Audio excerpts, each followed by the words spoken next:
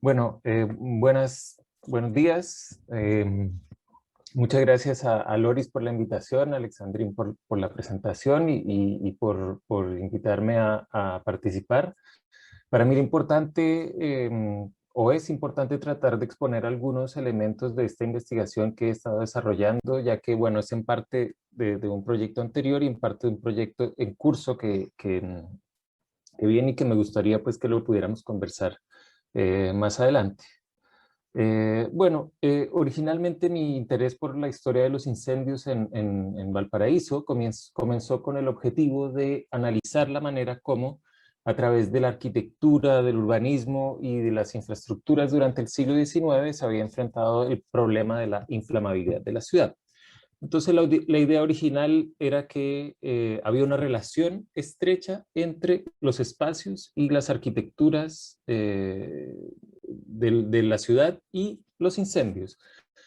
Y para comprobar esto, yo empecé viendo ordenanzas de construcción, reglamentos de policía urbana y una serie de fuentes oficiales de, bueno, municipalidades, intendencia, Ministerio del Interior, una serie de cosas que básicamente obligaban a los arquitectos, a los constructores a hacer cosas como cambiar los techos de madera expuesta para cubrirlos con materiales no inflamables, construir muros cortafuegos, cubrir las fachadas de las casas para que no hubiera madera expuesta en las casas, no almacenar materiales inflamables o muy inflamables en ciertas zonas de la ciudad y una serie de cosas que buscaban que la ciudad básicamente no se incendiara todo el tiempo o que si se incendiaba las consecuencias, digamos en términos de pérdidas humanas y de pérdidas económicas, no fueran demasiado grandes. Sin embargo, muchas de estas decisiones aparecían en las fuentes como respuestas a grandes incendios que ocurrían de vez en cuando, como por ejemplo en 1843, después de este incendio básicamente se daba lugar a los reglamentos de policía urbana de 1844, o el incendio de 1850 que daba lugar después a la fundación de la Asociación contra Incendios, que era como la reforma de los bomberos que ya había, o en 1858, que ocurría también un incendio grande que daba lugar después, en 1859, a una nueva ordenanza de construcciones.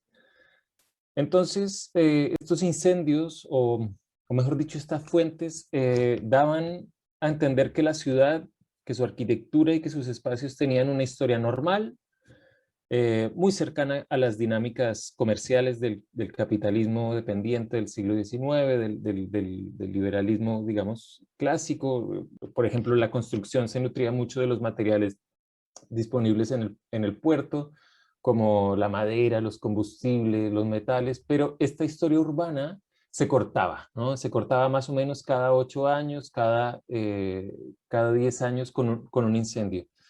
Ahora, si yo me limitaba a estas fuentes, digamos, esto era relativamente correcto.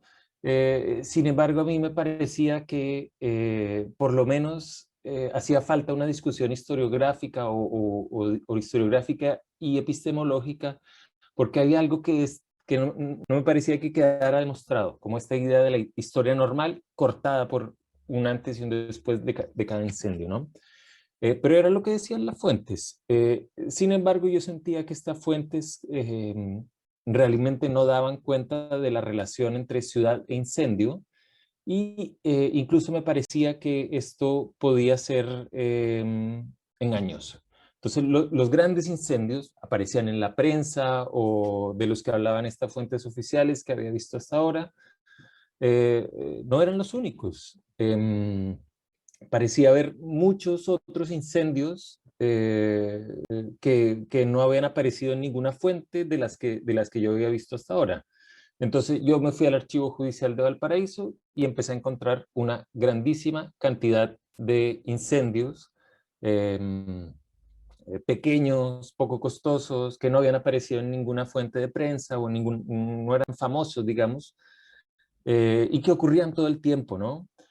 Eh, la iluminación con velas de cebo quemaba las casas, la calefacción con madera también quemaba las casas, la utilización de planchas a carbón generaba incendios, las cocinas a leña, el almacenamiento y comercio de alcoholes, fósforos, distintos tipos de combustibles, parafina, la presencia de ratas en las bodegas, todo esto hacía que un incendio en una casa o en una bodega fuera algo normal, recurrente, muy distinta a la historia a la idea de la historia normal cortada por incendios.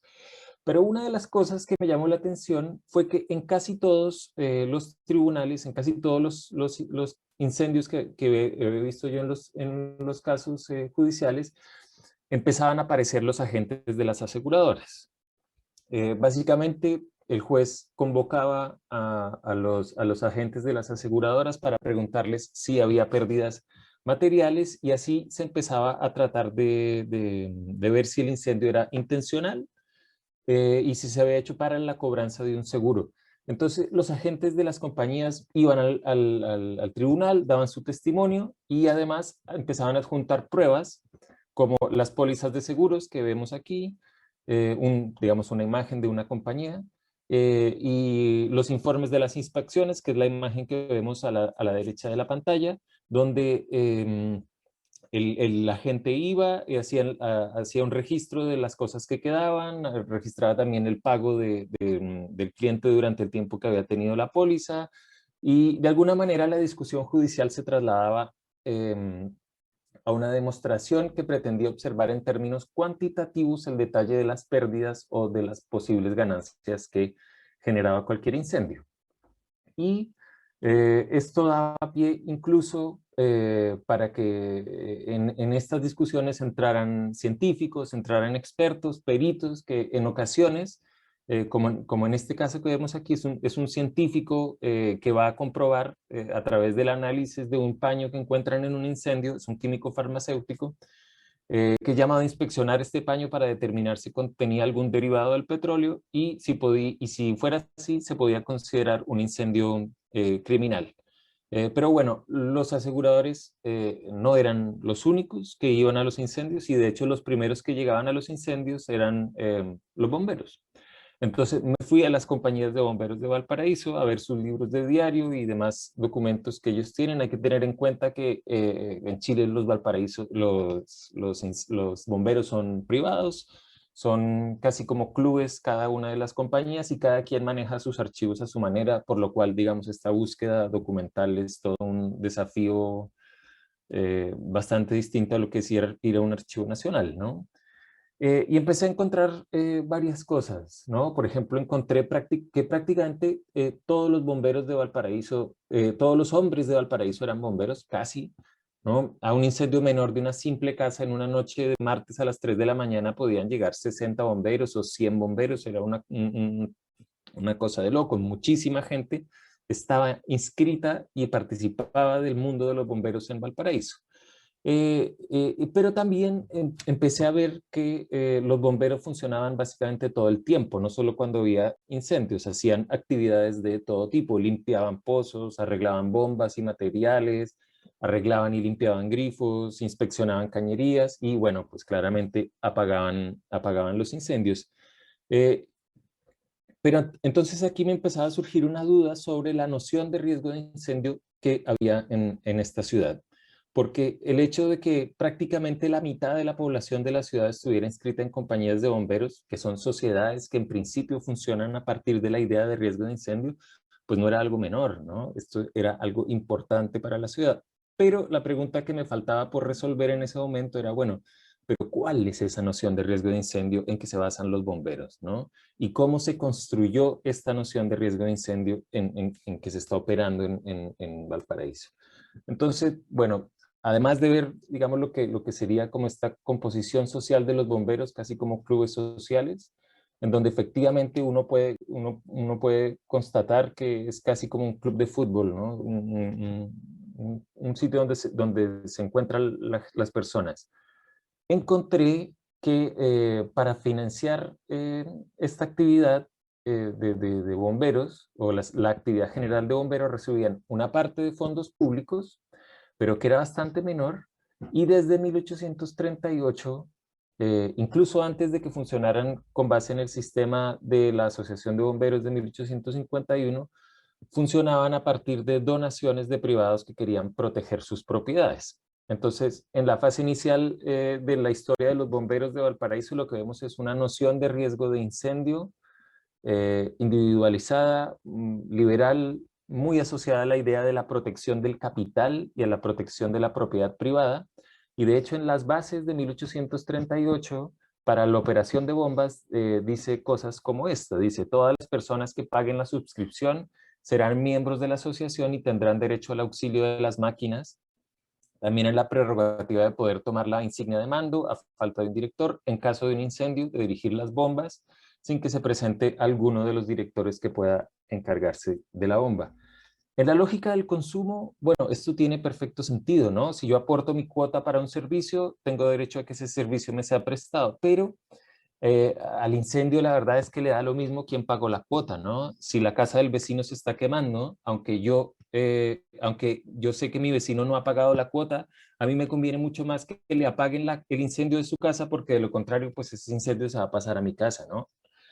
Ahora, lo que quiero resaltar de esto es que el riesgo de incendio es algo que se empieza a definir a partir de acciones concretas, ¿no? Como de la creación de una asociación de bomberos y de la manera como funciona, y que estas acciones concretas operan con base en unos principios. Y en el caso de Valparaíso, eh, los principios de base que dan inicio a las acciones que crean la noción de riesgo de incendio son justamente estos principios del liberalismo clásico, del capitalismo dependiente. Es decir, la idea es proteger la propiedad privada y el capital acumulado en el puerto, principalmente para la exportación o para la importación. Y de hecho, a 2 años de fundada la nueva Asociación contra Incendios en 1851, los bomberos empiezan a recibir donaciones cada vez más importantes, como vemos aquí en la tabla, de las compañías aseguradoras, ¿no? La primera donación de ellas la hace Agustín Edwards Osandón, y la hace justamente desde su compañía aseguradora a la tercera compañía de bomberos. Y voy a volver a esto un poquito más adelante, eh, pero la pregunta, digamos, a lo que yo estaba llegando aquí era, bueno, eh, ¿cómo funcionan los bomberos, no? Entonces, por una parte el tema, la plata y quién los mantiene, pero por otra parte, ¿cómo funcionan concretamente? ¿De dónde sacan el agua para apagar los incendios? Y lo primero que vi fue que sacaban el agua del mar, pero esto funcionaba pésimo. Solo se podía usar agua cuando el mar no estaba agitado y cuando el incendio era justo al lado de la orilla del mar. Pero si ustedes se fijan al día de hoy, estamos acostumbrados a que hay grifos más o menos por toda la ciudad. Obviamente en Valparaíso muchos más abajo que arriba, porque hay más agua abajo que arriba. Y aquí encontré en 1800, que desde muy temprano, en 1850, se empiezan a hacer los primeros proyectos de infraestructuras hidráulicas en la ciudad, o sea, de llevar agua potable, llevar agua a la ciudad. Y estos proyectos en parte, o en una parte, digamos, importante, se justifican diciendo que la instalación de la cañería iba a servir para los bomberos. Y esto directamente lo conectan en este documento que estamos viendo, a decir que esto sirve para reducir las primas de seguros contra incendio. Y por otra parte, las aseguradoras empiezan a presionar al gobierno, amenazando que si no se construyen los acueductos, ellos se llevan su negocio para otra parte. Bueno, la amenaza típica del gran capitalista, pero digamos, esto empieza a ser parte de la lógica de las aseguradoras. Eh, Entonces todas estas cosas que había encontrado en estas otras fuentes y sin que hubiera sido el objetivo de la investigación original, básicamente me obligaron a preguntarme, bueno, ¿qué es esto de las aseguradoras? ¿Por qué aparecen en todas partes? ¿Cuál es su importancia en la historia de Valparaíso? Y entonces yo propuse una hipótesis que, digamos, siento que dialoga un poco con lo que presentó Andrea, pero de una manera distinta, en particular por la noción de Estado que ella presentó y que yo la voy a ver de otra forma, ¿no? La hipótesis era básicamente que en el siglo XIX en Valparaíso se creó una sociedad del riesgo de incendio y que en este proceso los actores preponderantes fueron las compañías aseguradoras a través del seguro contra incendio. Ojo, las compañías aseguradoras, pero no tanto el Estado, ¿no?